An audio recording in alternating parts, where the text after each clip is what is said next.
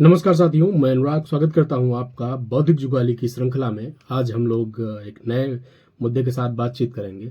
आज हमने टॉपिक लिया है लद्दाख में चल रहे अनशन का। अनशन क्यों महत्वपूर्ण है, कौन कर रहा है और क्या है उसके मुद्दे। जो व्यक्ति विशेष है अनशन को लेके, उसके बारे में कुछ जानकारी एकत्रित करेंगे, बात करेंगे उस अनशन के बारे में। शुरुआत करते हैं।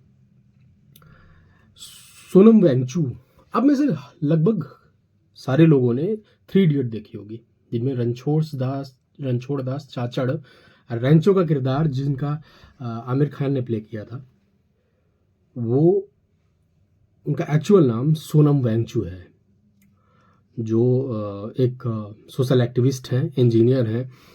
डेफिनेटली उनके मतलब कामों को गिनाने जाएं तो काफ़ी सारे उनके काम हैं जो उन्होंने किए हैं। उनको काफ़ी सारे अवार्ड्स में मिले हैं। इन्वायरमेंट फ्रेंडली एक सोलर उन्होंने टेंट बनाया था जो इंडियन आर्मी के लिए काम करती है। अभी भी लद्दाख में ठंडी बहुत ज़्यादा होती है, तो उस टेम्परेचर को झेलने के लिए और वहाँ पे सरवाइव करने के लिए उन्होंने टेंट बनाया था, जो काफ़ी इको फ्रेंडली थी, ठंड में बचाती थी इंडियन आर्मी को, मतलब बचाती है। और लद्दाख में पानी की कमी को दूर करने के लिए उन्होंने जो ग्लेशियर वाला कॉन्सेप्ट था कि आर्टिफिशियल ग्लेशियर वाला कॉन्सेप्ट, वो भी उन्हीं की देन है। मतलब वो ऐसे बहुत सारे काम करते रहते हैं। ये हैं सोनम वांगचुक जी, जिनको काफ़ी सारे अवार्ड भी मिले हैं। यूनेस्को की तरफ से उन्हें अवार्ड मिला है, रोमन मैग्सेसे अवार्ड मिला है। रोमन मैग्सेसे अवार्ड के बारे में इसे एशिया का नोबेल प्राइज़ बोलते हैं, रोमन मैग्सेसे अवार्ड को। इसके अलावा उन्हें द ग्रीन टीचर अवार्ड से भी नवाजा गया है। मतलब काफ़ी सारे अवार्ड से उन्हें नवाजा गया। ये मैंने परिचय इसलिए दिया कि व्यक्ति महत्वपूर्ण है और वो अनशन पे बैठे हैं, इसलिए। अब आमरण अनशन है उनका, मतलब एक तो डेमोक्रेसी के लिए, राइट्स के लिए, इन्वायरमेंट के लिए वो आमरण अनशन कर रहे हैं। आमरण अनशन इन्वायरमेंट के लिए इसलिए कि लद्दाख एक मतलब खूबसूरत जगह है और वहाँ जो इन्वायरमेंट है वो सेंसिटिव है।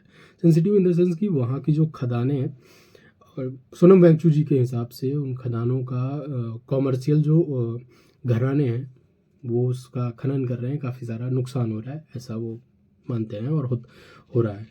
उनका ये मानना है कि राइट्स जो है, डेमोक्रेसी है, उन सारी चीज़ें मतलब सही से नहीं चल रही, इसलिए वो अनशन कर रहे हैं। अनशन के मुद्दे उन्होंने 4 रखे हैं जो मैं आपसे साझा करता हूँ। उन्होंने पहला मुद्दा रखा है कि लद्दाख को 6th शेड्यूल में डाला जाए। जब किसी राज्य को 6th शेड्यूल में डाल देते हैं तो उसे कुछ स्पेशल राइट्स मिल जाते हैं। हमारे यहाँ 4 राज्यों को अभी भी डाला गया है, असम, मिजोरम, मेघालय और त्रिपुरा। ये 4 राज्य अभी 6th शेड्यूल में हैं। और मतलब इसके पीछे ये भी रीज़न उन्होंने दिया 6th शेड्यूल में मतलब 6th शेड्यूल में क्यों डाला जाए लद्दाख को। इसके पीछे उन्होंने रीज़न दिया कि लद्दाख की ज़्यादातर पॉपुलेशन एसटी में आती है, मतलब शेड्यूल ट्राइब्स में आती है, इसलिए मतलब लद्दाख को 6th शेड्यूल में डालने की उन्होंने बात की।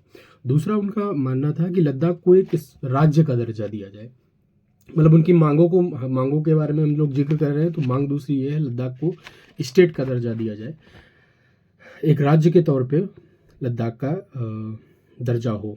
तीसरा, लद्दाख अभी तक वहाँ एक एमपी है, वहाँ से 2 एमपी की बात की जा रही है, एक लेह और दूसरा कारगिल से एमपी दिया जाए, मेंबर ऑफ पार्लियामेंट हो, ऐसी बात कर रहे हैं।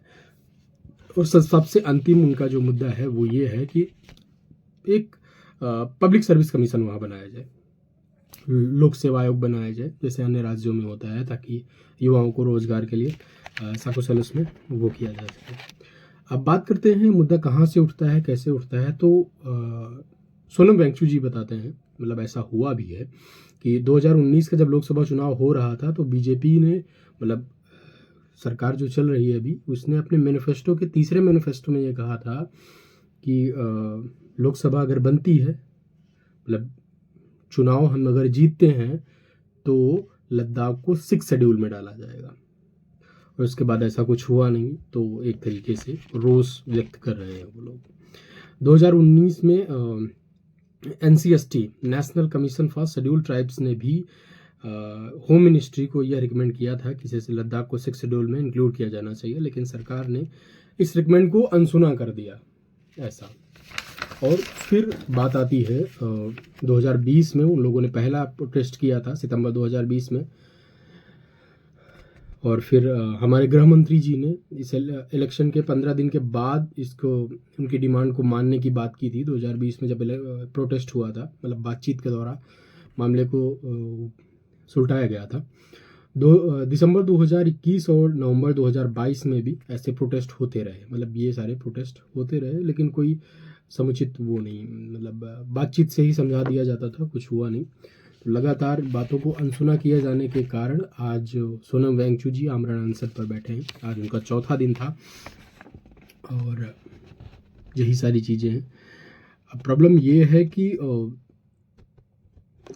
6 शेड्यूल में डालने के बाद लद्दाख को कुछ राइट्स मिल जाते हैं, तो सरकार के राइट्स कुछ कम हो जाते हैं वहाँ पे, कि पूरी तरीके से उनको वो नहीं मिल जाता है कि अब जैसे कॉरपोरेट सेक्टर्स अगर वहाँ पे अपने हिसाब से खनन और वो सारी चीज़ें करते रहे तो उसमें थोड़ी कमी हो जाएगी। मतलब पूरी तरीके से स्वायत्त, मतलब स्वच्छंदपूर्ण तरीके से वो खनन नहीं कर पाएंगे और शेड्यूल में डाल दिया गया। लेकिन वहाँ के इन्वायरमेंट, डेमोक्रेसी और वहाँ की मांगों को अगर ध्यान में रखा जाए तो ये महत्वपूर्ण भी समझ में आता है। तो ये था मुद्दा और ये थी मांगे, और व्यक्ति विशेष जो कर रहा है अनशन, और महत्वपूर्ण मुद्दे हैं जिनको मैंने आपके सामने रखा। अब इसके बाद मैं एक क्लिप प्ले करता हूँ सोनम वांगचुक जी की। ये भरा हुआ था कल रात को, अब ये उठकर ऊपर हो गया है, यानी कि जमने पर पानी का परिमाण, वॉल्यूम बढ़ जाता है। इससे दिखता है टेबल पर जो पानी गिरा वो सब जम के ऐसा हो गया है।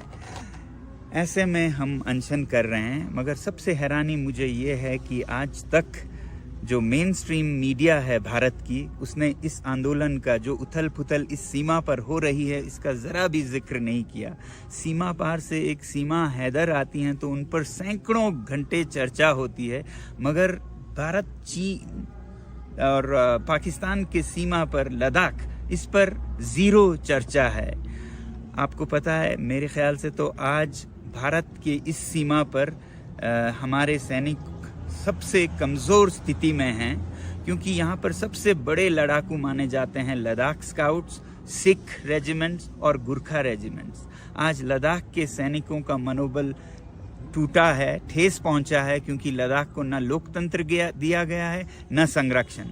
और दूसरी तरफ सिख सैनिकों का मनोबल भी कमज़ोर है, क्योंकि जो पंजाब में आंदोलन हो रहे हैं उसका असर उन पे भी पड़ता है। और गुरखा सैनिक तो अग्निवीर के चलते 4 साल को वो नकार रहे हैं, और वो अब उससे भी बुरा क्या हो रहा है कि चीन की सेना में भर्ती होने जा रहे हैं। तो वही सैनिक जो हमारे शक्ति थी, जिनके बारे में ये कहा जाता है कि अगर कोई कहे कि मुझे मरने से डर नहीं लगता तो वो या तो झूठ बोल रहा है या वो गुरखा है। आज वही गुरखा चीन की तरफ से हमसे लड़ेंगे। तो ऐसा उथल पुथल हो रहा है, मगर हमारी मेन स्ट्रीम मीडिया ज़रा भी चर्चा नहीं कर रही है। मेरी आपसे विनती है कि आप एक मीडिया बने और इन वीडियोस को शेयर करें और कहें इन हमारे भारत के मीडिया चैनल से, जो कि चौथी स्तंभ है, पिलर हैं डेमोक्रेसी के, कि वो अपना फ़र्ज़ निभाएं। मुझे नहीं समझ आता है वो रात को कैसे सोते होंगे इस तरह के दोगलापंथी में। मुझे उम्मीद है कि आप सब लद्दाख का समर्थन करेंगे, भारत के सीमा की सुरक्षा का समर्थन करेंगे, क्योंकि लद्दाख के संरक्षण में ही भारत की सुरक्षा है। हाँ, तो दोस्तों आपने सुना सोनम वांगचुक जी को, और उन्होंने मतलब इसके बारे में बताया। अब एक मेरा व्यक्तिगत प्रश्न है कि एक इंजीनियर सोशल एक्टिविस्ट क्यों और कैसे बना? ये मेरे जहन में प्रश्न था तो मैंने आपसे साझा कर दिया। अब वही चारों प्रश्न हैं कि ये मैंने आप पे छोड़ा कि आप क्या सोचते हैं इसके बारे में, कि क्या लद्दाख को एक राज्य का दर्जा देना चाहिए, क्या लद्दाख को 6 शेड्यूल में डालना चाहिए, क्या लद्दाख में लोक सेवा आयोग बनना चाहिए, और क्या लद्दाख में एमपी की सीट 1 की जगह 2 होनी चाहिए। मिलते हैं ऐसे ही नए एक चर्चा परिचर्चा में, बौद्धिक जुगाली में। राधे राधे, शब्बा खैर, जय हिंद।